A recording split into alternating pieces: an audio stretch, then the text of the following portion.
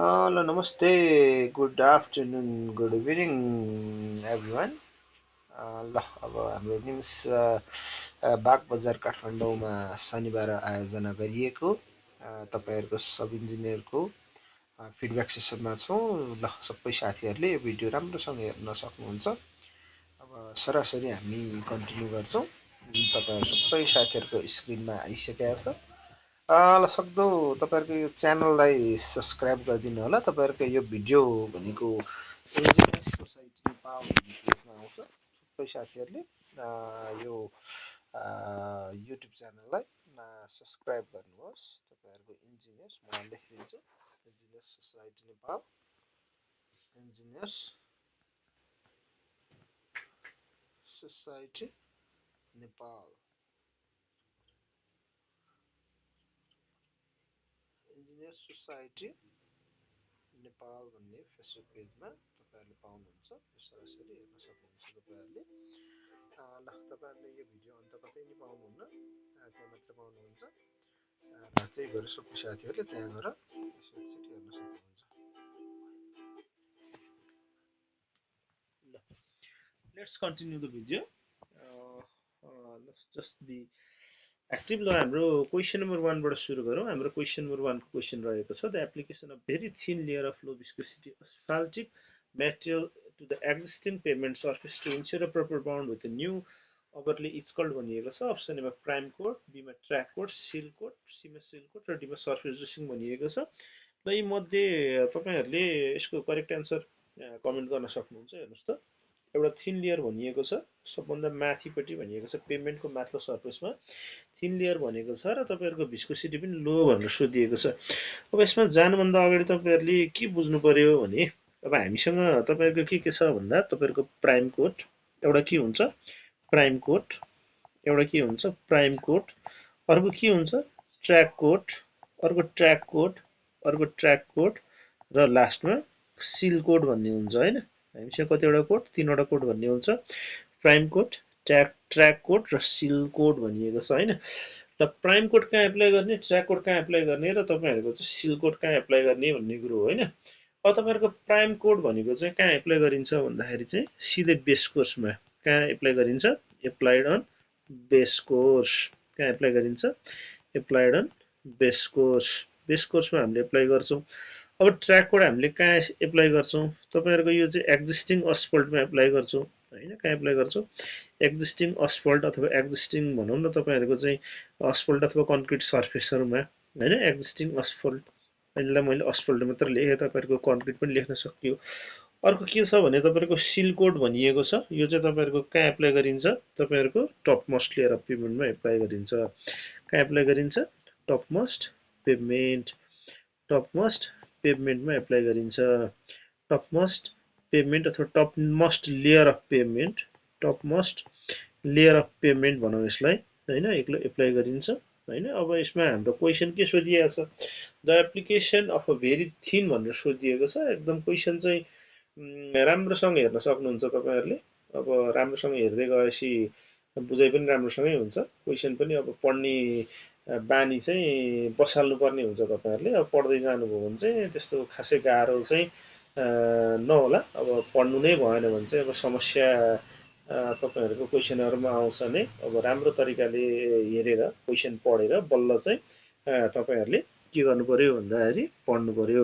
ल existing pavement अथवा existing Asphalt भन्ने कुरो गरेको छु मैले। एक्जिस्टिङ असफल्टमा तपाईँहरूको हेर्नुहोस् त, टु एन एक्जिस्टिङ पेभमेन्ट भनेर यहाँ तपाईँहरूको मजाले दिएको छ। अब एक्जिस्टिङ भनेपछि हामीले लगाउने नै ट्र्याक कोडमा होइन, यो तपाईँको चाहिँ बेस कोर्समा प्राइम कोड होइन, ट्र्याक कोड भनेको एक्जिस्टिङमा र तपाईँको सिल कोड भनेको टप मोस्ट लेयर अफ पेभमेन्टमा हो भनेर सोधिएको छ। So correct answer for this question is तपाईँहरूको ट्र्याक कोड होइन। ल अब ठिक छ, मिलाउनु भएको छ होला तपाईँहरूले पनि। अब इक्जाम पक्कै पनि साथीहरूले म्याक्सिमम् साथीहरूले दिनु नै भएको छ। अब नेक्स्टमा जाउँ, हामी क्वेसन नम्बर 2 मा छौँ। हाम्रो क्वेसन नम्बर 2 को क्वेसन रहेको छ, तपाईँहरूको एन एक्सेस अफ लाइम भनेर सोधिएको छ। के सोधिएको छ, an excess of lime in the manufacturing of cement causes भनेर सोधिएको छ होइन। अप्सन एमा चाहिँ the cement to set quickly भनेर सोधिएको छ, फर्स्टमा अप्सन राखिएको छ। त्यसपछिबाट सेकेन्डमा the cement to expand and disintegrate, सीमा चाहिँ the cement to gain high initial strength, र डीमा चाहिँ the cement to turn dark grey in colour भनेर यसरी सोधिएको छ होइन। अब यसको कन्टेन्ट वाइजतिर जाउँ होइन। हाम्रो चाहिँ लाइम धेरै भयो भने के हुन्छ, तपाईँहरूको चाहिँ सिमेन्टलाई के गर्छ, अनसाउन्ड गरिदिन्छ। सिमेन्टलाई के गरिदिन्छ, अनसाउन्ड गर्ने हो। सिमेन्टलाई अनसाउन्ड गर्ने र तपाईँहरूको चाहिँ लाइमको मात्रा धेरै भयो भने मात्र सोधेको छ। लाइम धेरै भयो भने सिमेन्टलाई अनसाउन्ड गर्ने अथवा एक्सपान्ड गर्ने, र त्यसले चाहिँ के गराउँछ भन्दाखेरि चाहिँ तपाईँहरूको क्र्याक गराउँछ। कसले भन्दाखेरि चाहिँ लाइमले। र तपाईँहरूको यो तपाईँहरूको के हुने भन्दाखेरि चाहिँ एक्सपान्ड एन्ड डिसइन्टिग्रेट भन्न मिल्छ यसलाई होइन। तपाईँहरूको चाहिँ मिक्स द अनसाउन्डलाई, मिक्स द सिमेन्ट अनसाउन्डलाई चाहिँ हामीले यो भन्न सक्छौँ। भोलि पर्सि तपाईँहरूलाई लाइम मात्रै सोध्छ भन्न मिल्दैन, सिलिका नि सोध्न सक्ला होइन। सिलिकाले के गर्छ, सिलिकाले के गर्छ भनेर सोध्ला। अब एक्सेस अफ सिलिकाले चाहिँ के गर्छ भन्दाखेरि चाहिँ तपाईँहरूको सेटिङ टाइमलाई स्लो गराउँछ होइन, त्यो कुरा पनि बुझ्नु पर्यो। एक्सेस सिलिकाले के गराउँछ, सेटिङ टाइमलाई स्लो गराउँछ। अब एक्सेस अफ एलुमिना भन्ने कुरो नि गर्ला। एक्सेस अफ एलुमिनाले चाहिँ के गराउँछ भन्दाखेरि चाहिँ क्विक सेटिङ गराउँछ, र अल्टिमेट स्ट्रेन्थलाई चाहिँ के गराउँछ भन्दाखेरि चाहिँ रिड्युस गराउँछ। ती कुराहरू पनि तपाईँहरूले ध्यान दिनु पर्यो। अब नेक्स्ट हामी क्वेसन नम्बर 3 मा जाउँ होइन। क्वेसन नम्बर 3 को कुरो गरिएको छ। क्वेसन नम्बर 3 मा के सोधिएको छ, if the concrete is compacted excessively भनेर सोधिएको छ। के सोधिएको छ, if the concrete is compacted excessively it leads to भनेर छ होइन। नेक्स्ट क्वेसन अप्सनमा के छ, इट लिड्स टु भनेर सोधिएको छ। अब यसमा तपाईँहरूले बुझ्नुपर्ने कुरो होइन के भनिएको छ भन्दा, तपाईँहरूको एक्सेस कम्प्याक्सन गऱ्यो भने फ्रेसली प्रिपेयर कन्क्रिट अथवा कन्क्रिटलाई हामीले के गर्यौँ, एक्सेसिभ कम्प्याक्ट गऱ्यो भने के हुन्छ भनिएको छ। अप्सन एमा सेग्रिगेसन, बीमा bleeding, Seema increase in strength, र डीमा चाहिँ बोथ एन्ड बी भनिएको छ। अब हाम्रो चाहिँ कम्प्याक्सन गर्ने बित्तिकै तपाईँहरूको के हुन्छ भन्दा, तपाईँहरूको माथि माथि चाहिँ तपाईँहरूको झोलिलो पदार्थ चाहिँ निस्किन थाल्छ। त्यो झोलिलो पदार्थलाई हामीले के भन्छौँ भन्दाखेरि चाहिँ ब्लिडिङ भन्छौँ होइन। अब त्यसपछि धेरै नै कम्प्याक्सन गऱ्यो भने तपाईँहरूको अर्को के समस्या आउन सक्छ, अर्को समस्या तपाईँहरूको आउने भनेको चाहिँ तपाईँहरूको सबै पार्टिकल्सहरू छुट्टिने। पार्टिकल्स भन्नाले कोर्स एग्रिगेट फाइन एग्रिगेटहरू चाहिँ छुट्टिँदै जानु, त्यसलाई हामीले के भन्छौँ, तपाईँहरूको सेग्रिगेसन भन्छौँ। अब अर्को सीमा इन्क्रिज इन स्ट्रेन्थ भनिएको छ। त इन्क्रिज अफ स्ट्रेन्थ चाहिँ हुन्छ भन्न मिल्दैन होइन। अब नेक्स्टमा तपाईँहरूको डीमा option both A and B भनिएको छ। अब तपाईँहरूको एक्सेसिभ गरिसकेपछि तपाईँहरूको हुने भनेकै तपाईँहरूको के भन्दा सेग्रिगेसन पनि हुनु, र अर्को के छ भन्दाखेरि चाहिँ इन्क्रिज इन स्ट्रेन्थ पनि हुनु। So correct answer for this question is option D. अब नेक्स्ट क्वेसनमा जाउँ। नेक्स्ट क्वेसनमा हामीलाई क्वेसन नम्बर 4 मा सोधिएको question, the finest modulus of fine sand भनेर सोधिएको छ। जेनरली रेन्जेस बिट्विन अप्सन एमा 2.2 देखि 2.6, बीमा 2.6 देखि 2.9, र सीमा 2.9 देखि 3.2, र डीमा 3.2 देखि 4.5 भनेर सोधिएको छ। अब हाम्रो यसको correct answer finest modulus of fine sand भनिएको छ होइन। Finest modulus of fine sand. अब हाम्रो चार्ट त पक्कै पनि पढ्नु भएको छ होला। हामीसँग दुईवटा एग्रिगेट हुन्छ, एउटा कोर्स एग्रिगेट र एउटा फाइन एग्रिगेट होइन। अब फाइन एग्रिगेटमा पनि हाम्रो चाहिँ यहाँ फाइन स्यान्डको कुरो गरिएको छ होइन। फाइन स्यान्डको कुरो गर्नुपर्दा हाम्रो रेन्ज चाहिँ कस्तो हुन्छ भन्दा, तपाईँहरूको फाइन एग्रिगेटको रेन्ज, ल फाइन एग्रिगेट यो जस्तै मानव यो चाहिँ फाइन एग्रिगेट हो अरे होइन। फाइन एग्रिगेटमा तपाईँहरूको चाहिँ फाइन एग्रिगेटको रेन्ज कति हुन्छ भन्दाखेरि चाहिँ 2 देखि चाहिँ 3.5 सम्म हुन्छ रेन्ज चाहिँ। रेन्जको कुरो गर्नुपर्दा, तर हामीलाई यहाँ फाइन स्यान्ड भनिएको छ। अब फाइन स्यान्डको चाहिँ तपाईँहरूको तोकिएकै हुन्छ होइन। फाइन स्यान्ड भनेको चाहिँ 2 देखि, फाइन स्यान्ड भनेको चाहिँ तपाईँहरूको 2.2 देखि 2.6 सम्म हुन्छ। अब त्यसपछि फाइनबाट मिडियम स्यान्ड पनि सोध्ला कहिलेकाहीँ होइन। मिडियम स्यान्ड भन्यो भने चाहिँ तपाईँहरूको 2.6 देखि 2.9 हुन्छ, 2.6 देखि 2.9 हुन्छ। त्यसपछिबाट अर्को के छ, कोर्स स्यान्ड भन्ने छ। कोर्स स्यान्ड भनेको चाहिँ तपाईँहरूको कति हुन्छ भन्दाखेरि चाहिँ 2.9 देखि लिएर 3.2 सम्म हुन्छ होइन। 2.9 देखि चाहिँ 3.2 सम्म हुन्छ। यसरी चाहिँ तपाईँहरूलाई सोधिएको छ। हामीलाई यहाँ क्वेसनले सोधेको भनेको तपाईँहरूको फाइन स्यान्ड, र तपाईँहरूको यो फाइन स्यान्डको कुरो गर्नुपर्दा तपाईँहरूको कति हुन्छ भन्दा 2.2 देखि लिएर हेर्नुहोस् त कति छ, 2.2 देखि लिएर 2.6 सम्म छ तपाईँहरूको according to the data. So correct answer for this question is option A. अब नेक्स्ट क्वेसनतिर जाउँ। नेक्स्ट क्वेसन हामी क्वेसन नम्बर 5 मा छौँ। र क्वेसन नम्बर 5 को क्वेसन के छ भने, तपाईँहरूको separation of coarse particles from the concrete mix during handling or placing भनिएको छ होइन। अब तपाईँहरूको चाहिँ हामीले राख्दाखेरि अथवा प्लेस गर्दाखेरि के हुन्छ भन्दाखेरि चाहिँ कोर्सर पार्टिकल्सहरू चाहिँ सेपरेट भयो भने तपाईँहरूको यस्तो प्रक्रियाले के भनिन्छ? अप्सन एमा ब्लिडिङ भनिएको छ, सीमा क्रिप भनिएको छ, सरी बीमा क्रिप भनिएको छ, सीमा सेग्रिगेसन भनिएको छ र डीमा श्रिङ्केज भनेर यसरी दिएको छ। ल अब तपाईँहरूको पार्टिकल साइजहरू छुट्टिँदै जानु भनेको चाहिँ हामीले के भन्छौँ? यसलाई चाहिँ सेग्रिगेसन भन्छौँ। So correct answer for this question is segregation. अब सेग्रिगेसन भन्दै गर्दा तपाईँहरूको ब्लिडिङ भनेको ब्लिडिङ भनेको कुरो हामीले अहिले पनि गरेका थियौँ। ब्लिडिङ भनेको चाहिँ तपाईँहरूको के हुने भन्दाखेरि चाहिँ तपाईँहरूको कन्क्रिट राम्रोसँग कम्प्याक्ट गरिसकेपछि तपाईँहरूको माथि धेरै कम्प्याक्ट गरिसकेपछि के हुने भयो भन्दाखेरि चाहिँ माथिल्लो पोर्सनमा झोलिलो पदार्थ आउने भयो। त्यो झोल पदार्थलाई हामीले के भन्छौँ? ब्लिडिङ भन्छौँ होइन। त्यसपछि एउटा अर्को हाम्रो क्रिप भन्ने छ। क्रिप भनेको चाहिँ कस्तो भन्दाखेरि तपाईँहरूको slow long term deformation of concrete under चाहिँ सस्टेन्ड लोड भन्छ हामीले होइन। त्यसपछि अब श्रिङ्केज भनेको चाहिँ तपाईँहरूको के हुन्छ? भोल्युम अफ कन्क्रिट डिक्रिज हुनु के हुँदै तपाईँहरूको चाहिँ ड्राई हुँदै गयो भने चाहिँ भोल्युम अफ कन्क्रिट डिक्रिज हुनुलाई नै हामीले के भन्छौँ? तपाईँहरूको सेग्रिगेसन भन्छौँ। र नेक्स्ट क्वेसनमा जाउँ। नेक्स्ट क्वेसनमा क्वेसन नम्बर 6मा छौँ हामी। क्वेसन नम्बर 6को क्वेसन रहेको छ के छ हेर्नुहोस् त। क्वेसन नम्बर 6को क्वेसन ल 6मा जाउँ। क्वेसन नम्बर 6को क्वेसन रहेको छ which type of cement gains strength rapidly in early days and is preferred for cold weather concreting भनिएको छ। अब स्ट्रेन्थ चाहिँ चाँडै गेन गर्ने भनिएको छ होइन। स्ट्रेन्थ चाँडै गेन गर्ने कुनले भनेर कुन सिमेन्टले भनेर सोधिएको छ। अप्सन एमा तपाईँहरूको लोइट पोर्टल्यान्ड सिमेन्ट, बीमा चाहिँ ऱ्यापिड हार्डनिङ पोर्टल्यान्ड सिमेन्ट, सीमा चाहिँ हाई एलुमिना सिमेन्ट र डीमा चाहिँ ब्लास्ट फर्नेस सिमेन्ट भनिएको छ। अब यसरी चाहिँ यसको कुरो गर्नुपर्दा हाम्रो प्राय एकदम चाँडो चाहिँ के गर्ने भन्दाखेरि चाहिँ स्ट्रेन्थ गेन गर्ने सिमेन्ट कुन चाहिँ हो भनेर सोधिएको छ। त्यसको करेक्ट एन्सर भनेको चाहिँ तपाईँहरूको ऱ्यापिड हार्डनिङ पोर्टल्यान्ड सिमेन्ट हो। ऱ्यापिड हार्डनिङ पोर्टल्यान्ड सिमेन्टको विशेषता के छ त नि? अब तपाईँहरूको 3 डेज होइन। एउटा चाहिँ तपाईँहरूको के छ भने 3 डेज कम्प्रेसिभ स्ट्रेन्थ होइन। Compressive strength 3 days compressive strength बराबर अफ तपाईँहरूको चाहिँ rapid hardening Portland cement equals to 7 days होइन। 7 डेज। अब कम्प्रेसिभ स्ट्रेन्थ नै भनौँ। Compressive strength of OPC strength of OPC भनेर चाहिँ यो चाहिँ बुझ्नु पऱ्यो। भनेपछि चाहिँ तपाईँहरूले के बुझ्नुहुन्छ यहाँबाट? तपाईँहरूको सिमेन्ट चाहिँ चाँडै के हुने भन्दाखेरि चाहिँ स्ट्रेन्थ गेन गर्ने भनेको चाहिँ ऱ्यापिड हार्डनिङ पोर्टल्यान्ड सिमेन्ट। 3 दिनको स्ट्रेन्थ बल्ल उसको चाहिँ 7 दिनको स्ट्रेन्थ बराबर हुन जान्छ। कसको भन्दा? ओपिसीको। 3 days of RHPC equals to 7 days strength of OPC. ल यो पनि तपाईँहरूले बुझ्न सक्नुहुन्छ। यसरी चाहिँ तपाईँहरूले टिपोट गर्नुहोस्। यसो गर्दा राम्रो। अब नेक्स्ट क्वेसन हामी क्वेसन नम्बर कतिमा छौँ भन्दा 7मा छौँ र 7को क्वेसन रहेको छ तपाईँहरूको for a building with brick in cement mortar the maximum number of storage should be भनिएको छ होइन। अब हाम्रो चाहिँ के भनिएको छ तपाईँहरूको होइन एउटा क्वेसन अनुसारले के भनेको छ भने ब्रिक होइन। For a building with a brick cement mortar the maximum number of storage should be.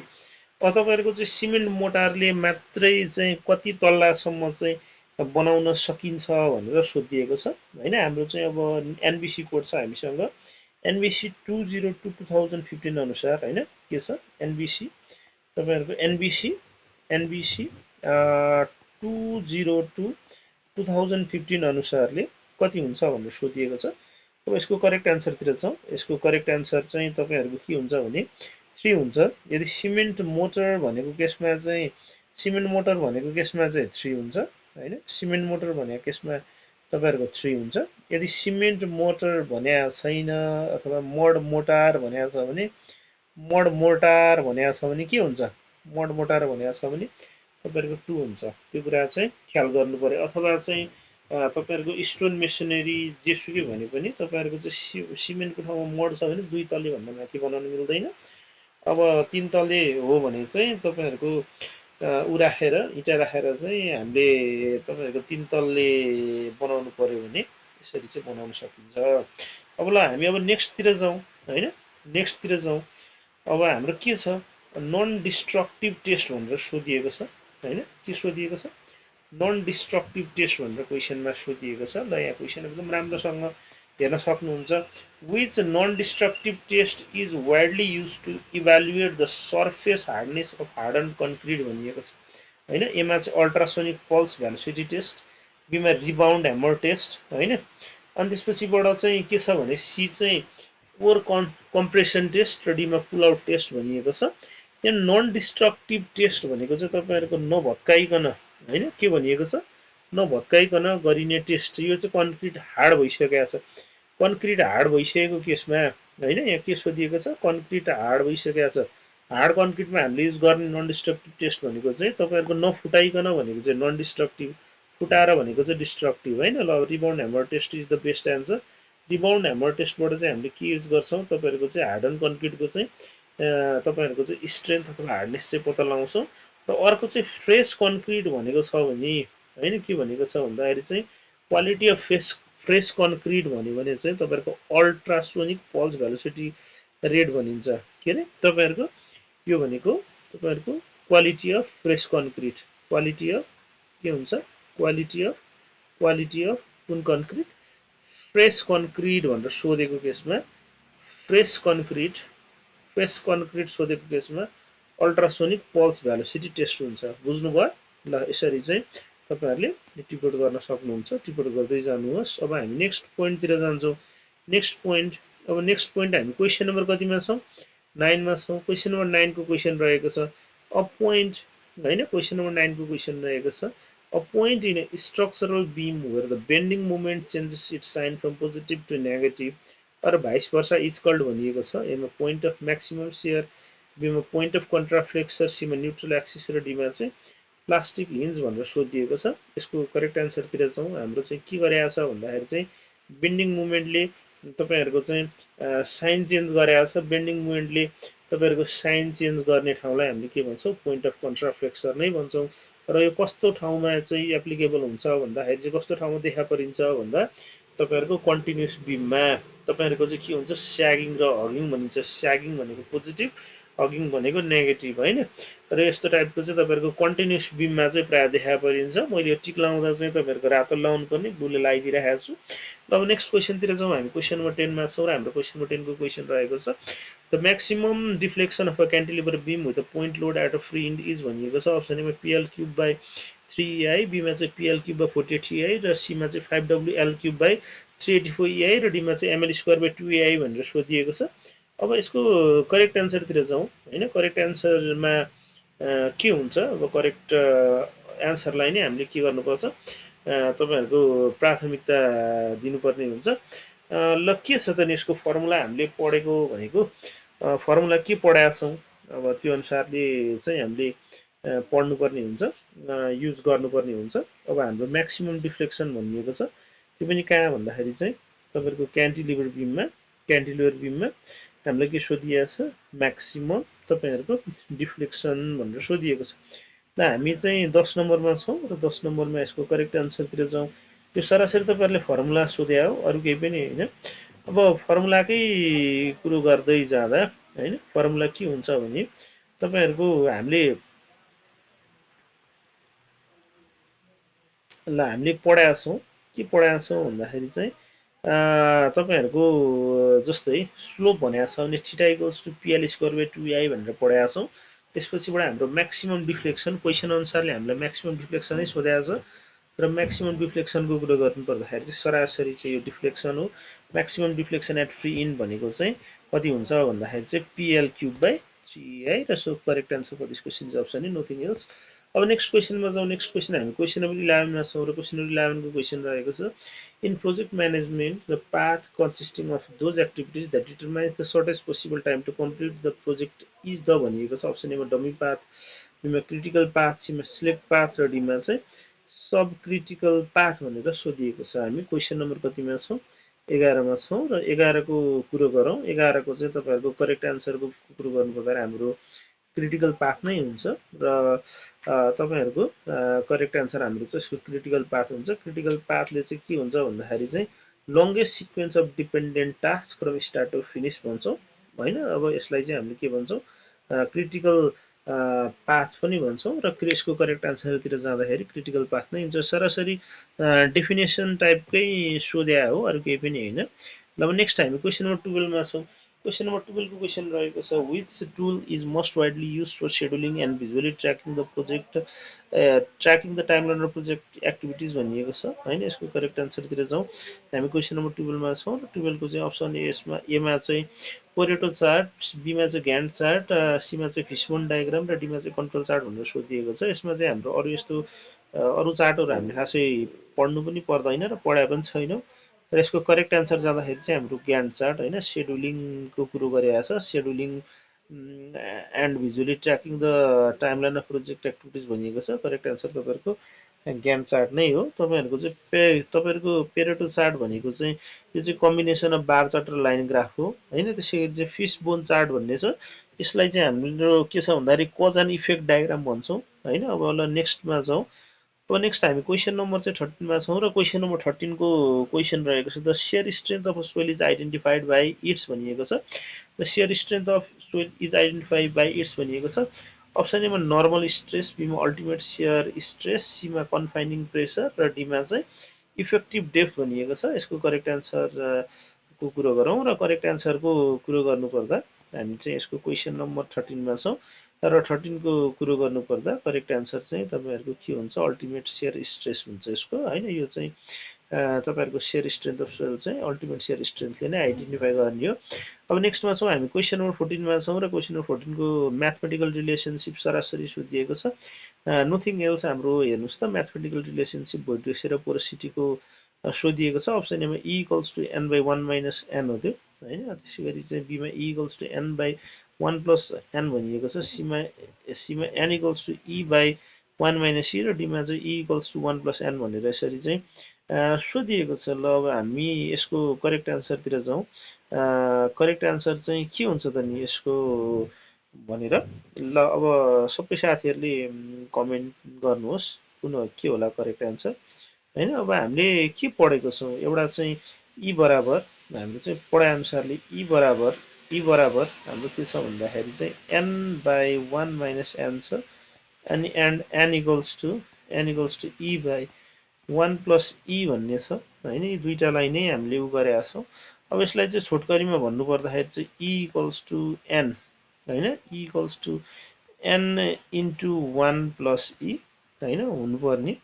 योसँग चाहिँ मिल्दोजुल्दो कतै देखा जस्तो लागेको छैन मलाई हैन। अब अर्को चाहिँ के भन्न सकियो भने अब यसमा तपाईँहरूको E equals to N into 1 plus E भने जसरी अब एन इक्वल्स टु एन छ हामीसँग N equals to E by 1 plus E हुनुपर्ने हैन। N equals to E by 1 plus E हुनुपर्ने। अब यसमा हामीसँग योसँग मिल्दोजुल्दो एन्सर कतै देख्नु भएको छ त तपाईँले पक्कै पनि हेर्नुहोस् त कतै केही छ कि मिल्दोजुल्दो।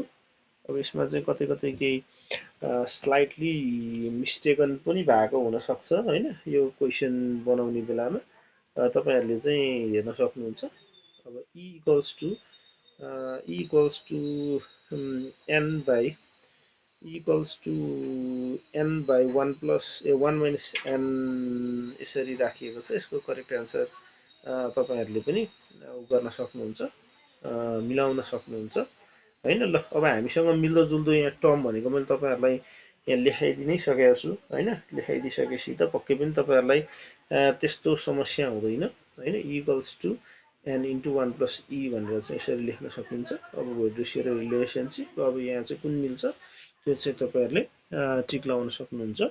ल अब नेक्स्टमा जाउँ होइन। नेक्स्टमा जाउँ हामी क्वेसन नम्बर 14 सकेर अब हामी 15 मा छौँ र 15 मा जाँदा होइन। ल 15 मा के छ ल 15 को कुरो गर्नुपर्दाखेरि according to Allen Hazen's William भनौँ अथवा Hazen's formula the coefficient of permeability K of soil is directly proportional to square of भनेर यसरी सोधिएको छ होइन। अप्सन एमा तपाईँहरूको के छ भने टोटल भोइड्स भोल्युम अफ भोइड्स बीमा इफेक्टिभ ग्रेन साइज सीमा वाटर कन्टेन्ट र डीमा चाहिँ युनिफर्मिटी कोफिसियन्ट भनिएको छ। यसको करेक्ट आन्सरतिर जाउँ। हेर्नुहोस् त कोफिसियन्ट अफ पर्मिएबिलिटी चाहिँ कोसँग डाइरेक्टली प्रोपोर्सनल छ भनेर सोधिएको छ होइन। हामीले के पढाएको छौँ कोफिसियन्ट अफ पर्मिएबिलिटी यसरी के पढाएको छौँ होइन। के भनेको coefficient of permeability k equals to C into D को पावर 10 स्क्वायर भन्ने हो हैन। अब सी भनेको चाहिँ तपाईहरुको चाहिँ सी इन्टु डी को पावर 10 स्क्वायर भनेको यो d10 भनेको चाहिँ के हो पार्टिकल साइज हैन। पार्टिकल साइज इन सेन्टिमिटर भन्ने छ हैन d10 भनेको।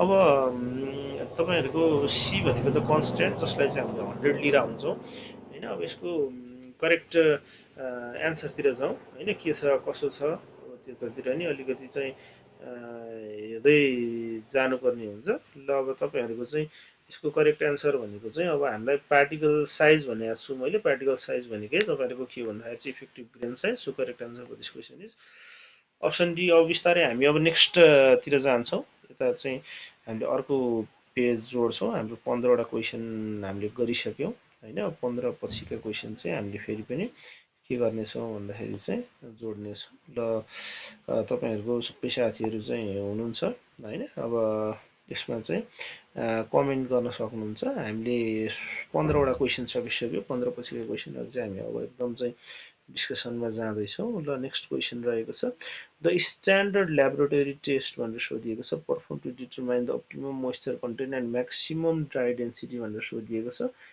के भनिएको छ स्ट्यान्डर्ड ल्याबोरेटरी टेस्ट भनिएको छ perform to determine the optimum moisture content र म्याक्सिमम ड्राई डेन्सिटी भनिएको छ। केले गरिन्छ ल्याबोरेटरी टेस्ट कुनबाट गरिन्छ भनेर सोधिएको छ हैन। यसको चाहिँ करेक्ट एन्सरतिर जाउँ। अब correct answer for this question is तपाईहरुको standard proctor test. Standard proctor टेस्टबाट चाहिँ हामीले चाहिँ के गर्छौँ भन्दाखेरि चाहिँ निकाल्छौँ। So correct answer for this question यहाँ सोधिएको कन्टेन्ट भनेको हामी निकाल्ने भनेकै स्ट्यान्डर्ड तपाईहरुको ल्याबोरेटरी टेस्टबाट। सो करेक्ट एन्सर भनेको अप्सन बी। अब नेक्स्ट हामी क्वेशन नम्बर 17 मा छौँ। क्वेशन नम्बर 17 को क्वेशन रहेको छ द रेशियो अफ भनिएको छ हेर्नुस् त d60 टु d10 भनिएको छ हैन। d60 टु d10 लाई हामीले सो इन स्याम्पललाई के भन्छौँ भनेर सोधिएको छ। अप्सन ए मा कोएफिसिएन्ट अफ कर्वेचर, बी मा कोएफिसिएन्ट अफ युनिफर्मिटी, सी मा कम्प्रेसन इन्डेक्स र डी मा लिक्विडिटी इन्डेक्स भनिएको छ। यसको करेक्ट एन्सरतिर जाउँ। Correct answer for this question is हैन d60 बाइ d10 भनेर सरासरी दिएको छ। त्यहाँ नेपालीमा लेखिए तापनि यसलाई हामीले के भन्छौँ युनिफर्मिटी कोएफिसिएन्ट अथवा कोएफिसिएन्ट अफ युनिफर्मिटी भन्छौँ। अब नेक्स्ट क्वेशनतिर जाउँ हैन। अब d60 बाइ d10 नै हो। अब ल d60 भनेको चाहिँ तपाईहरुको पार्टिकल डायमिटर जसले चाहिँ 60% of the soil sample weight चाहिँ फाइनर छ भन्छ। 10 मा चाहिँ तपाईहरुको 10% अफ द सोइल चाहिँ फाइनर छ भनिन्छ। अब अर्को नेक्स्ट क्वेशनमा जाउँ हामी। क्वेशन नम्बर 18 मा छौँ। क्वेशन नम्बर 18 को क्वेशन रहेको छ तपाईहरुको which field test is most commonly conducted to directly determine the ultimate bearing capacity of shallow foundation।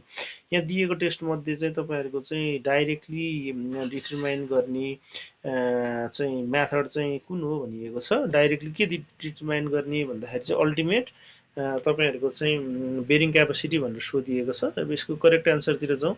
अब करेक्ट एन्सरको कुरो गरौँ। करेक्ट एन्सरको कुरो गर्नु पर्दाखेरि correct answer for this question is तपाईहरुको प्लेट हैन। Correct answer for this question is plate load test. ल अब अगाडि बढौँ। नेक्स्ट क्वेशन हामी क्वेशन नम्बर 19 मा छौँ। क्वेशन नम्बर 19 मा सोधिएको छ the dynamic raising of outer edge of road curvature relative to the inner edge of to contract the centrifugal force is known as भनिएको छ। अब तपाईको यसरी फिगर छ। एकातिर चाहिँ इनर एज हैन raising of outer edge with respect to inner edge भन्छौँ हामीले इनर एज। यतातिर चाहिँ आउटर एज भन्छौँ हैन आउटर एज भन्छौँ। एकातिर इनर एज अर्कोतिर आउटर एज भन्छौँ। यसरी चाहिँ हाम्रो के गर्न सकिन्छ भन्दाखेरि चाहिँ तपाईहरुको चाहिँ सुपर इलिभेसन राखिन्छ र यहाँ तपाईहरुको माथि क्वेशन नम्बर 19 मा सोधिएको भनेको सुपर इलिभेसनको डेफिनेसन नथिङ एल्स। अर्को चाहिँ हाम्रो क्याम्बर भनेको चाहिँ ट्रान्सफर स्लोप भन्छौँ। Transfer slope along the entire road भन्छौँ। यसको काम भनेको चाहिँ तपाईहरुको रेन वाटरलाई चाहिँ तपाईहरुको केबाट भन्दाखेरि चाहिँ त्यहाँबाट रोड सर्फेसबाट रिमुभ गर्नु हो। नेक्स्ट भनेको चाहिँ ग्रेडियन्ट भनिन्छ। ग्रेडियन्ट भनेको चाहिँ तपाईहरुको longitudinal slope along the length of the road भन्छौँ। अब त्यसैगरी अर्को यहाँ कर्भ भन्ने कुरा आछ। कर्भ भनेको के हो त तपाईहरुको रेजिस्टर र concrete edge separating the road from तपाईहरुको सोल्जर भनौँ न त्यहाँबाट हटाउनलाई हामीले कर्भ भन्छौँ। अब नेक्स्ट क्वेशनतिर जाउँ हामी। नेक्स्ट क्वेशन हामी पिटो ट्युबमा छौँ र pitot tube pitot tube is use to is a fluid mechanics instrument used specially to measure the भनिएको छ। पिटो ट्युबले के मेजर गरिन्छ भनेर सोधिएको छ।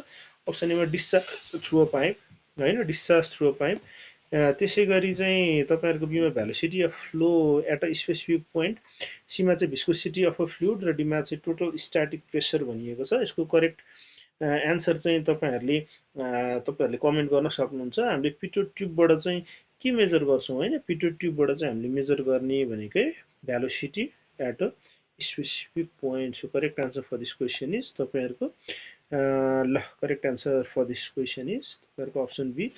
अब नेक्स्ट अब यसमा तपाईँहरूको चाहिँ फर्मुलाको कुरो गर्नु पर्दाखेरि चाहिँ भिकल्स रुट अन्डरस्कोर 2GS भन्छौँ होइन। It is based on the principle भनौँ न that the velocity of flow at the point becomes 0 भन्छौँ न, त्यतातिर अब नजाउँ। अब नेक्स्ट क्वेसन हामी क्वेसन नम्बर 21मा छौँ होइन। क्वेसन नम्बर 21 को क्वेसन रहेको छ, if the Reynolds number for flow through a pipe is calculated by 4500, the nature of fluid flow is classified as भनिएको छ। अप्सन एमा लेमिनार, बीमा क्रिटिकल, सीमा टर्बुलेन्ट र डीमा चाहिँ ट्रान्जिक्सन फ्लो भनिएको छ। अब यसको करेक्ट एन्सरतिर जाउँ होइन। रेनल्ड्स नम्बर भनिएको छ, रेनल्ड्स नम्बर भनेको चाहिँ 4500 भनिएको छ। 4500 भनेर यसरी तपाईँहरूको दिएको छ। अब 4500 भनेर दिएको छ, हामीले पढेकै छौँ 4500 भनेर। अब तपाईँहरूको चाहिँ 4500 भन्दा बढी भनेको छ है त। 4500 भनेर यहाँ चाहिँ हाम्रो के पाइपको कुरो मात्रै आएको छ होइन, पाइप फ्लो, पाइप फ्लो। अब एउटा चाहिँ के छ भन्दाखेरि चाहिँ पाइप फ्लो तपाईँहरूले बुझ्नु पर्यो भने चाहिँ यो पाइप छ होइन। अब पाइपमा चाहिँ तपाईँहरूको कस्तो छ भने पाइप फ्लोमा तपाईँहरूको चाहिँ 2000 भन्दा घटी छ भने होइन, 2000 भन्दा घटी छ भने तपाईँहरूको के हुन्छ लेमिनार होइन। 2000 भन्दा घटी छ भने लेमिनार, 2000 भन्दा चाहिँ 4000 छ भने 4000 छ भने यसलाई हामीले के भन्छौँ ट्रान्जिसन भन्छौँ। के भन्छौँ ट्रान्जिसन फ्लो है त, ट्रान्जिसन फ्लो भन्छौँ। अब ग्रेटर देन 4000 छ भने टर्बुलेन्ट भन्छौँ। यहाँ हाम्रो चाहिँ के छ भन्दाखेरि तपाईँहरूको अब ग्रेटर देन 4000 नै छ होइन, ग्रेटर देन 4000 नै छ। ग्रेटर देन 4000 भनेको चाहिँ तपाईँहरूको सरासरी के हुने भयो होइन, तपाईँहरूको चाहिँ टर्बुलेन्ट नै भयो होइन। यो टर्बुलेन्ट हो, TURBULENT हो। यो के लेख्नु भएको छ भन्नेतिर नजानुहोस्, यो भनेको टर्बुलेन्ट लेखायो र करेक्ट आन्सर पनि तपाईँहरूको के हो टर्बुलेन्ट नै हो। ल अब नेक्स्ट क्वेसनतिर जाउँ। यो मैले मेट्दिएको छु, तपाईँहरूले एकदम भिडियोमा एकचोटि फेरि हेर्दाखेरि चाहिँ यो सबै डाटाहरू आउँछ। अब हाम्रो next question, a rectangular open channel section is considered most economical भनिएको छ और efficient when the hydraulic radius is equal to भनिएको छ। हामी क्वेसन नम्बर 22मा छौँ र 22को करेक्ट एन्सरतिर जाउँ। के भनिएको छ भन्दा तपाईँहरूको हाइड्रोलिक के भनिएको छ, हाइड्रोलिक यसरी चाहिँ radius R is equal to भनिएको छ होइन। अब आर चाहिँ कस्तो केसमा चाहिँ तपाईँहरूको के हुन्छ भन्दाखेरि चाहिँ मोस्ट इकोनोमिकल भनिएको छ। अब तपाईँहरूको विड्थ बराबर ट्वाइस द डेप्थ भयो भने होइन, हाम्रो दुईवटा अप्सन छ, विड्थ बराबर ट्वाइस द डेप्थ होइन, बी बराबर 2D भएको केसमा चाहिँ तपाईँहरूको मोस्ट इकोनोमिकल हुन्छ, विड्थ बराबर ट्वाइस द डेप्थ। तर हामीलाई चाहिँ हाइड्रोलिक रेडियस भनेर सोधेको छ, हाइड्रोलिक रेडियसलाई चाहिँ हामीले आर भन्छौँ, आर इक्वल्स टु D/2 भएको केसमा पनि तपाईँहरूको मोस्ट इकोनोमिकल हुन्छ। अब यसमा तपाईँहरूको करेक्ट एन्सर कुन हुन्छ तपाईँहरूले भन्न सक्नुहुन्छ। Hydraulic depth is equal to half the depth of flow भनेको तपाईँहरूको यो अनुसारले, यो पोइन्ट अनुसारले चाहिँ तपाईँहरूको के हुन्छ भन्दाखेरि चाहिँ करेक्ट एन्सर चाहिँ half the depth of flow, half the के भनिएको छ डेप्थ अफ फ्लो होइन। ल so correct answer for this question is option A. अब नेक्स्ट हामी क्वेसन नम्बर 23मा छौँ र क्वेसन नम्बर 23को क्वेसन रहेको छ, the spire test is perform for the adjustment of the भनिएको छ। अप्सन एमा भर्टिकल एक्सिस, बीमा होरिजेन्टल एक्सिस, सीमा प्लेट लेभल र डीमा चाहिँ क्रस हेयर भनिएको छ होइन। यसको चाहिँ ल स्पिरिट लेभल भनिएको छ। करेक्ट एन्सरतिर जाउँ। यो स्पायर सरी स्पिरिट भन्दैछु मैले, स्पायर भनेको चाहिँ तपाईँहरूको एडजस्टमेन्ट, कसको एडजस्टमेन्ट भन्दा चाहिँ तपाईँहरूको होरिजेन्टल एक्सिसको एडजस्टमेन्टलाई हामीले चाहिँ स्पायर टेस्ट भन्छौँ, त्यो चाहिँ नबिर्सिनुहोस्। ल अब नेक्स्टमा जाउँ।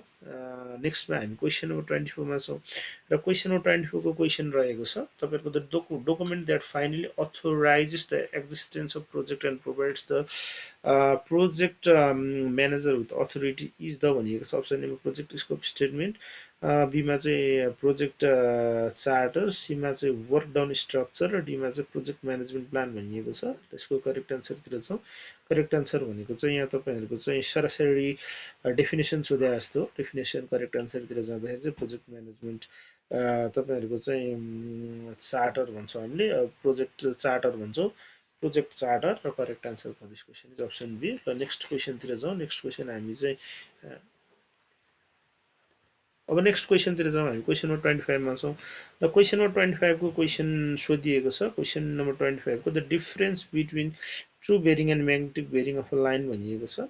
At bearing of a line at given location is termed as भनिएको छ। एमा चाहिँ आर्बिट्रेरी डिक्लिनेसन, बीमा चाहिँ म्याग्नेटिक डिप, सीमा चाहिँ म्याग्नेटिक डिक्लिनेसन र डीमा चाहिँ लोकल एट्र्याक्सन भनिएको छ। यसमा तपाईँहरूले बुझ्नुपर्ने होइन, अब यसरी बुझ्न सक्नुहुन्छ तपाईँहरूको। ल सरासरी मैले एउटा चित्र बनाएँ। एउटा यो चित्रमा चाहिँ तपाईँहरूको ल यसरी चाहिँ मैले बनाएको छु भने यो तपाईँहरूको बिचमा चाहिँ म्याग्नेटिक मेरिडियन, यो ट्रु मेरिडियन र तल्लोलाई चाहिँ हामीले के भन्छौँ सर्वे लाइन। तल्लोलाई के भन्छौँ सर्वे लाइन। यो माथिकोलाई हामीले के ठिटा भन्छौँ, माथिकोलाई ठिटा, तलकोलाई बिटा, माथिकोलाई ठिटा, तलकोलाई बिटा र यसरीलाई चाहिँ हामीले के भन्छौँ अल्फा भन्छौँ होइन। यसलाई के भन्छौँ अल्फा भन्छौँ। र यहाँ चाहिँ तपाईँहरूले बुझ्नुपर्ने भनेको चाहिँ अल्फा भनेको चाहिँ एजिमुथ होइन, अल्फा भनेको चाहिँ एजिमुथ, अल्फा भनेको चाहिँ एजिमुथ, ठिटा भनेको चाहिँ तपाईँहरूको डिक्लिनेसन, डिक्लिनेसन, डिक्लिनेसन र यहाँ चाहिँ अर्को के छ भन्दाखेरि चाहिँ बिटा भनेको चाहिँ तपाईँहरूको बेरिङ भन्ने छ। के छ बिटा भनेको बेरिङ भन्ने छ। ल यहाँ तपाईँहरूको डिफ्रेन्स बिट्विन ट्रु मेरिडियन र म्याग्नेटिक मेरिडियन भनिएको छ क्वेसन अनुसारले। तपाईँहरूको ट्रु मेरिडियन भने यो हो र म्याग्नेटिक मेरिडियन भनेको चाहिँ यो। र ट्रु मेरिडियन र म्याग्नेटिक मेरिडियन बिचकोलाई चाहिँ हामीले के भन्छौँ भनेर सोधिएको छ। अब हेर्न सक्नुहुन्छ तपाईँहरूको त्यहाँ ठिटा छ र त्यो ठिटा अनुसारले हामीले त्यसलाई के भन्छौँ भन्दाखेरि चाहिँ तपाईँहरूको भन्ने के हो डिक्लिनेसन। र डिक्लिनेसन भनेर यहाँ म्याग्नेटिक डिक्लिनेसन भनेर तपाईँहरूले यसरी चाहिँ लेख्न सक्नुहुन्छ, सम्झिन सक्नुहुन्छ। अब नेक्स्ट क्वेसनतिर जाउँ। हामी क्वेसन नम्बर कतिमा छौँ 26 मा छौँ र हाम्रो क्वेसन नम्बर 26 को क्वेसन रहेको छ। The total depth of water required by crop during its entire stay in the field is called its भनिएको छ। अब तपाईँहरूको चाहिँ के छ भने चाहिँ डेप्थ भनेर सोधेको छ भने सिधै डेप्थ भनेको डेल्टा भनेर सम्झिनुहोस्, केही पनि सम्झिनु परेन। डेप्थ भनेको डेल्टा। अब त्यसपछि area of land that can be irrigated with no discharge of water भन्ने ड्युटी। त्यसरी चाहिँ तपाईँहरू लेख्न सक्नुहुन्छ। अब नेक्स्ट क्वेसनतिर जाउँ। नेक्स्ट क्वेसन हामी क्वेसन नम्बर 27 मा छौँ र हाम्रो क्वेसन नम्बर 27 को क्वेसन रहेको छ distribution reinforcement is provided in one way reinforcement concrete slab is primarily to भनिएको छ। अप्सन एमा चाहिँ रेसिस्ट प्रिन्सिपल बेन्डिङ मुभमेन्ट, बीमा चाहिँ रेसिस्ट सियर स्ट्रेसेस, सीमा चाहिँ resist temperature slash shrinkage stresses र डीमा चाहिँ reduce the overall dead load of the slab भनिएको छ। हामी क्वेसन नम्बर 27 मा छौँ र तपाईँहरूको चाहिँ डिस्ट्रिब्युसन रिइन्फोर्समेन्ट वान वे स्ल्याबमा चाहिँ यसले के रेसिस्ट गर्छ भन्दा चाहिँ resist temperature slash shrinkage stresses यो correct answer for this question is option C. Next हामी क्वेसन नम्बर 28 मा जाउँ र हामी क्वेसन नम्बर 22 को क्वेसन रहेको छ तपाईँहरूको as per standard concrete design course the minimum grade of concrete recommended for the reinforce cement concrete structure is कति भनिएको छ। अब रिइन्फोर्स सिमेन्ट कन्क्रिटलाई चाहिँ कति भनेर चाहिँ राख्न मिल्छ। अब करेक्ट एन्सरतिर जाउँ। Correct answer for this question is तपाईँहरूको घटीमा के छ भने M20 लाई चाहिँ प्राथमिकता दिन्छ। So correct answer for this question is तपाईँहरूको M20। यो भनेको चाहिँ IS 456/2000 ले दिएको हो, मैले दिएको भन्दा पनि। अब नेक्स्टमा जाउँ। नेक्स्टमा हामी कहाँ छौँ भन्दा तपाईँहरूको क्वेसन नम्बर 29 मा छौँ र क्वेसन नम्बर 29 को करेक्ट एन्सरतिर जाउँ। The safe overtaking side distance भनिएको छ होइन। The safe overtaking The safe overtaking side distance on highway depends mainly upon the भनिएको छ। एमा स्पिड अफ ओभरटेकिङ भेहिकल, एमा स्पिड अफ ओभरटेकिङ भेहिकल, बीमा चाहिँ स्पिड अफ ओभरटेकन भेहिकल, सीमा चाहिँ acceleration capacity of the overtaking vehicle र डीमा अल अफ यो भनिएको छ। हामी क्वेसन नम्बर 29 मा छौँ र यसको करेक्ट आन्सरतिर जाउँ। अब यसको करेक्ट आन्सरको कुरो गर्नुपर्दा तपाईँहरूको अल अफ द हुन्छ होइन, सबैसँग मेल खान्छ। अब नेक्स्टमा हामी क्वेसन नम्बर 30 मा छौँ र क्वेसन 30 को क्वेसन रहेको छ the standard pH value range prescribe for a safe portable public drinking water supply should be between भनिएको छ। एमा 4.5 देखि चाहिँ 5.5, बीमा चाहिँ 6.5 देखि 8.5, सीमा 9 देखि 10.5 र डीमा चाहिँ तपाईँहरूको 7 देखि चाहिँ 14 भनिएको छ। हामीलाई चाहिँ ड्रिङ्किङ वाटरको pH भ्यालु भनेर सोधिएको छ र ड्रिङ्किङको pH भ्यालु भनेको चाहिँ हाम्रो 6.5 देखि 8.5 र तपाईँहरू चाहिँ इरिगेटिङ वाटर भनेर सोधेको छ भने इरिगेटिङ वाटरको चाहिँ के हुन्छ। इरिगेटिङ वाटरको कुरो गर्नुपर्दा तपाईँहरूको इरिगेटिङ वाटरको 6 देखि चाहिँ 8.5 सम्म हुन्छ। त्यो तपाईँहरूले बुझ्नुपर्ने हुन्छ होइन। अब नेक्स्ट हामी क्वेसन नम्बर 31 मा छौँ र हामीलाई चाहिँ हामीले पाएको डाटा अनुसारले तपाईँहरूको जिके पोर्सनलाई चाहिँ मैले सरासरी भनी मात्र दिनेछु, तपाईँहरूले ट्रिब्युट गर्नुहोस्। हामी क्वेसन नम्बर 31मा छौँ र राष्ट्रिय जनगणना 2078 अनुसार नेपालको कुल साक्षरता दर कति पुगेको छ भनेर सोधिएको छ। अप्सन नम्बर 35.9, बीमा चाहिँ 76.3, सीमा चाहिँ 71.1 र डीमा चाहिँ 81.2 भनेर सोधिएको छ। यसको करेक्ट आन्सरतिर जाउँ। Correct answer for this question is तपाईँको अप्सन बी। ल नेक्स्ट क्वेसनतिर जाउँ। हामी क्वेसन नम्बर 32मा जाउँ र क्वेसन नम्बर 32मा तलका मध्ये कुन जाति र तिनले मनाउने मुख्य पर्व जोडा सही छैन भनिएको छ। अप्सन नम्बर थारू सखिया नेत्री, बीमा चाहिँ राई साकेला होइन, त्यसै चाहिँ तपाईँको चाहिँ सीमा चाहिँ तामाङ लोसार र डीमा चाहिँ मगर गौरा पर्व। यसको करेक्ट आन्सर चाहिँ नमिलेको भनेको तपाईँको अप्सन डी र करेक्ट आन्सर पनि अप्सन डी नै रहेको छ। र नेपालको सबैभन्दा ठुलो राष्ट्रिय निकुञ्ज नेसनल पार्क क्षेत्रफलको आधारमा कुन हो भनेर सोधिएको छ। अप्सन ए चितवन राष्ट्रिय निकुञ्ज, बीमा सी भक्सुण्ड राष्ट्रिय निकुञ्ज, सीमा सगरमाथा राष्ट्रिय निकुञ्ज र डीमा चाहिँ बर्दिया राष्ट्रिय निकुञ्ज भनेर यसरी सोधिएको छ। यसको करेक्ट आन्सरतिर जाँदाखेरि चाहिँ तपाईँको सी भक्सुण्ड राष्ट्रिय निकुञ्ज हुन्छ। र क्वेसन नम्बर 34 क्वेसन रहेको छ संयुक्त राष्ट्र सङ्घ युएनको वर्तमान महासचिव को हुन्। अप्सन एमा बान की हुन्, त्यसै गरी बान की मुन सरी, त्यसपछिबाट एन्टोनियो गुटरेस, त्यसपछि सीमा चाहिँ फोमी अन्नान र डीमा चाहिँ बुक्रोस घाली अथवा धाली भनिएको छ। अब तपाईँको चाहिँ यसको करेक्ट आन्सर भनेको चाहिँ एन्टोनियो गुटरेस। अब नेक्स्ट क्वेसनतिर जाउँ। हामी क्वेसन नम्बर 35मा छौँ। क्वेसन नम्बर 35 क्वेसन रहेको छ मदन पुरस्कार प्राप्त गर्ने पहिलो नेपाली महिला साहित्यकार को हुन् भनेर सोधिएको छ होइन। अब यसमा चाहिँ तपाईँहरूको नेक्स्टमा जाउँ होइन, के छ यसको करेक्ट आन्सरतिर। अब तपाईँहरूको चाहिँ दुईवटा भयो होइन, दुईवटा भइसक्यो। अब तेस्रोमा जाउँ।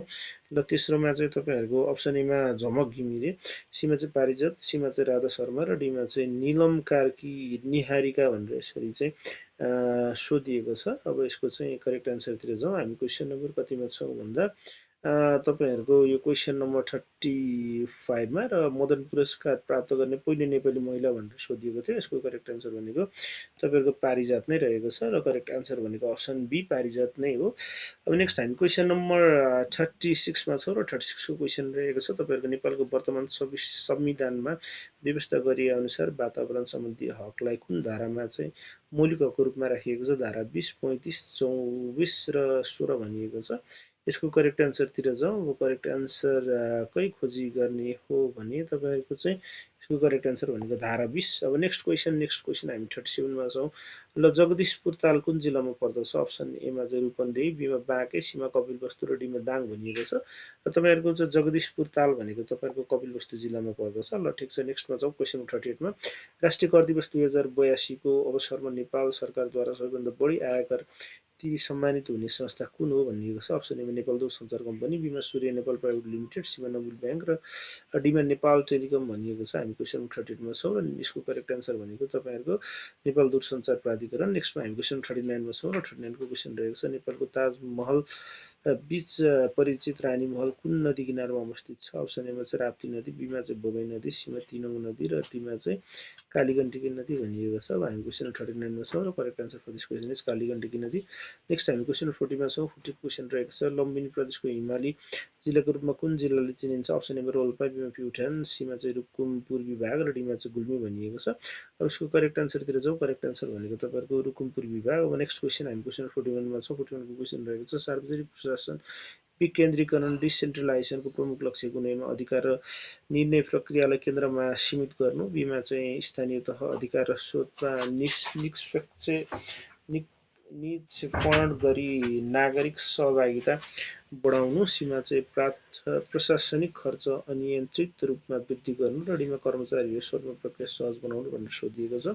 हामी क्वेसन नम्बर 41मा छौँ र मैले पाएको डाटा अनुसारले तपाईँहरूको बी रहेको छ स्थानीय तह अधिकार र स्रोतको निष्पक्ष गरी नागरिक सहभागिता बढाउनु भनेर। अब नेक्स्ट हामी क्वेसन नम्बर 42मा सार्वजनिक खरिद ऐन 2063 अनुसार बोलपत्र को पेश गर्ने बोलपत्र जमानत बिड सिक्युरिटीको रकम सम्मानयता लागत अनुमानको कति प्रतिशत हुनुपर्ने व्यवस्था छ। एमा 0.5 देखि 1, बीमा चाहिँ 2 देखि 3, सीमा 5 देखि 7 र डीमा 10 भनिएको छ। यसको करेक्ट आन्सरतिर जाउँ। यसको करेक्ट आन्सरतिर जाँदा हामी क्वेसन नम्बर 42मा छौँ र 42को कुरो गर्नुपर्दाखेरि तपाईँहरूको चाहिँ 2 देखि 3% होइन। नेक्स्ट हामी क्वेसन नम्बर 43मा छौँ र 43को क्वेसन रहेको छ नेपालमा क्षतिपूर्ति सहितको नागरिक वडापत्र अथवा सिटिजन चार्टर विथ कम्पेन्सेसनको कानुनी व्यवस्था कुन ऐनमा संशोधन मार्फत लागू गरिएको हो। अप्सन एमा निजामती सेवा ऐन 49 सुशासन व्यवस्थापन तथा सञ्चालन ऐन 2064, सीमा चाहिँ स्थानीय सरकार सञ्चालन 2074 र डीमा चाहिँ सार्वजनिक खरिद ऐन 2063 भनिएको छ। अब हामी क्वेसन नम्बर 43 मा छौँ र 43 को करेक्ट आन्सरतिर जाउँ। 43 करेक्ट आन्सर भनेको सुशासन व्यवस्थापन तथा सञ्चालन ऐन 2064। अब नेक्स्ट क्वेसनतिर जाउँ, हामी क्वेसन नम्बर 44 मा जाउँ र 44 को करेक्ट क्वेसन रहेको छ सार्वजनिक व्यवस्थापन मानव संसाधनको दक्षता र सङ्गठनको उत्पादकत्व मापन गर्न गरिने नियमित मूल्याङ्कनलाई के भनिन्छ भनिएको छ। अप्सन एमा कार्य सम्पादन मूल्याङ्कन, बीमा चाहिँ वित्तीय लेखा परीक्षण, सीमा चाहिँ भौतिक प्रमाणीकरण र डीमा चाहिँ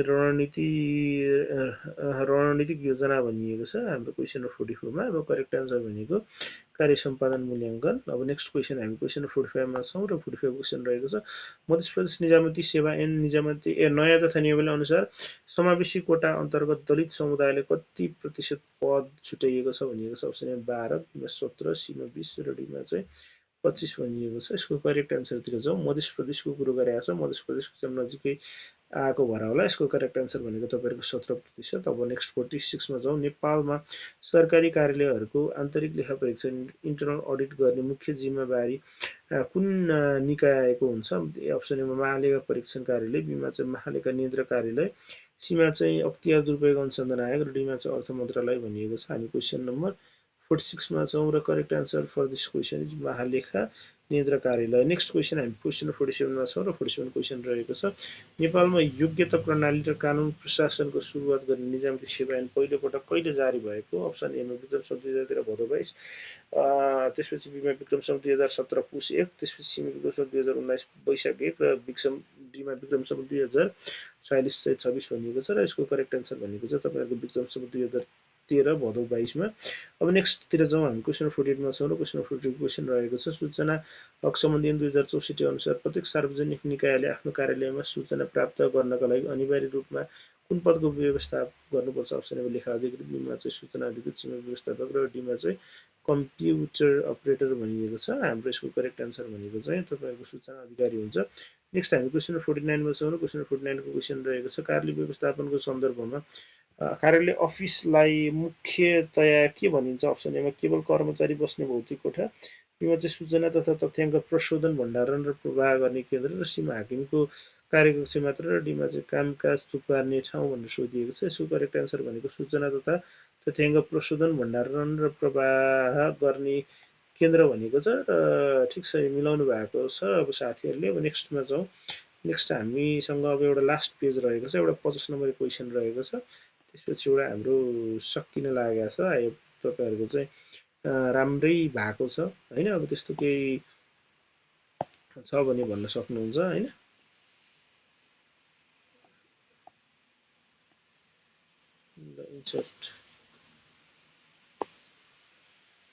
अब नेक्स्ट हाम्रो चाहिँ भ्रष्टाचारबाट सोधिएको छ क्वेसन। नेक्स्ट हाम्रो क्वेसन 50 को क्वेसन रहेको छ भ्रष्टाचार निवारण ऐन 2049 अनुसार सार्वजनिक पद धारण गरेको व्यक्तिले रिश्वत लिएमा वा मन्जुर गरेमा कस्तो सजाय हुने व्यवस्था छ। अप्सन एमा रिश्वतको परिमाण अनुसार कैद र बिगो बमोजिम जरिवाना, बीमा चाहिँ निश्चित 2 वर्ष कैद मात्र र सीमा चाहिँ सेवाबाट बर्खास्त र सम्पत्ति जफत मात्र, डीमा चाहिँ केवल सचेत गराउने। क्वेसन नम्बर 50 मा छौँ र यसको 50 को करेक्ट आन्सर भनेको चाहिँ रिश्वतको परिमाण अनुसार कैद र बिगोको जरिमाना भन्ने छ र करेक्ट आन्सर भनेको तपाईँहरूको अप्सन ए नै रहेको छ। ल यति नै भनौँ आजलाई। यो सबै साथीहरूले अब उ गर्नुभएको छ, तपाईँहरूको हेर्नु भएको छ, अब राम्रै गर्नुभएको छ होला, राम्रै मिलाउनु भएको छ। मिलाएर चाहिँ तपाईँहरूको आउँदै गरेको इक्जामको लागि पनि अब बेस्ट अफ लक होइन। र यति भन्दै आउने दिनहरूमा फेरि पनि भेटौँला। ल सक्दो फेसबुक भन्दैछु मैले, युट्युब च्यानललाई लाइक गर्नुहोस्, सब्सक्राइब गर्नुहोस् र तपाईँहरूको लाइक च्यानल सब्सक्राइबले गर्दा नै हामी अर्कोचोटि आउँदा अर्को नयाँ भिडियोहरू लिएर आउनेछौँ। हस्, धन्यवाद।